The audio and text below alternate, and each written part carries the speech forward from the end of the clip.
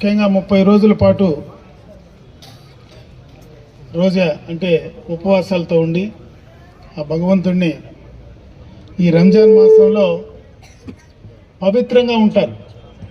చిన్న బిడ్డలు, మహిళలు అందరూ ఇంట్లో పవిత్రంగా అల్లాహ్ను పూజించి మంచి జరగాలని,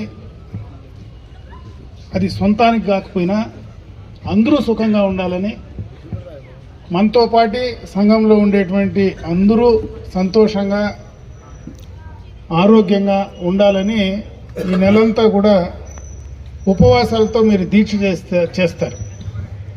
ఈ సందర్భంగా నేను పిలిచిన వెంటనే ఈరోజు ఇఫ్తార్కు మీరందరూ కూడా ఇక్కడికి రావడం, నిజంగా ఒక మాట అందరికీ చెప్తే ఇంతమంది మీరంతా రావడానికి నేను మనస్ఫూర్తిగా మీ అందరికీ కూడా చేతులెత్తి కృతజ్ఞతలు తెలియజేస్తాను.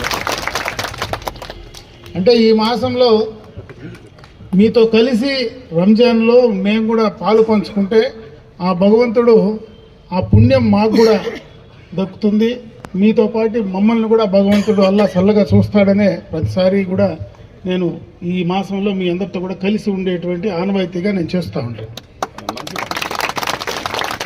ఎందుకంటే మనందరం కూడా కలిసిమెలిసి జీవించాలి. ఈరోజు హిందుస్థాన్లో అప్పుడు పెద్ద ఆయన కూడా చెప్పినారు, మనం ఉండేది భారతదేశంలో, మనమందరం కూడా కలిసికట్టుగా ఒకరికొకరు, ఇప్పుడు మాకు ఉగాది, మీకు రంజాన్, ఒకరు పండుగలు ఒకరు గౌరవించుకొని ఒకరికొకరు కలిసి మెలిసి పోతేనే మనమందరం కూడా సంతోషంగా సుఖంగా ఉంటామనేది అల్లా కూడా మనకు అదే చెప్తారు. అందరూ కూడా కలిసి ఉండాలా, కలిసి జీవించాలని.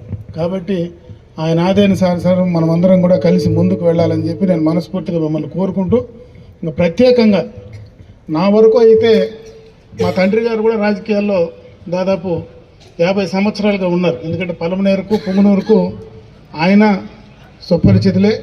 ఆయన తర్వాత నేను కూడా రాజకీయాల్లో దాదాపు 40 సంవత్సరాల నుంచి ఉన్నా.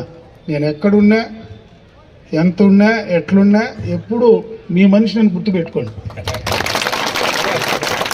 మీకు ఎప్పుడు ఆయన అదే విధంగా మొదటి నుంచి ఈడందరూ కూడా ఈ 2 ప్రాంతాల్లో ఎక్కువగా మనం కలిసి ఉంటాం, ఒకరినొకరు గౌరవించుకుంటూ ఉంటాం.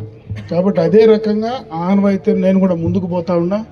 ఎప్పుడు ఏది వచ్చినా ఇది రాజకీయ వేదిక కాదు, ఇది పండగ కోసం మీ అందరితో కూడా కలుసుకున్నా. ఒక మాట చెప్పాలనుకున్నా, మీ అందరితో కూడా కలిసి నేను కూడా మీ మనిషిగా ఎప్పుడు మీకు ఏ అవసరం వచ్చినా తప్పనిసరిగా నేను బతికినంత వరకు మీతో ఉంటానని చెప్పి మరొకసారి మీ అందరికి కూడా తెలియజేసుకుంటూ, ఈ మాసంలో మీతో కలిసి ఈరోజు ఉండేటువంటి అవకాశం కల్పించినటువంటి అల్లాహకు మనస్ఫూర్తిగా నేను కృతజ్ఞతలు తెలియజేసుకుంటూ, ఇంతమంది ఈరోజు ఇక్కడికి వచ్చి నా ఆతిథ్యాన్ని సేకరించిన దానికి వచ్చేదానికి మీ అందరికీ మనస్ఫూర్తిగా మరొక్కసారి నమస్కారాలు తెలియజేసుకుంటూ, ఈద్ ముబారక్ తెలియజేసుకుంటూ సెలవు తీసుకుంటాను.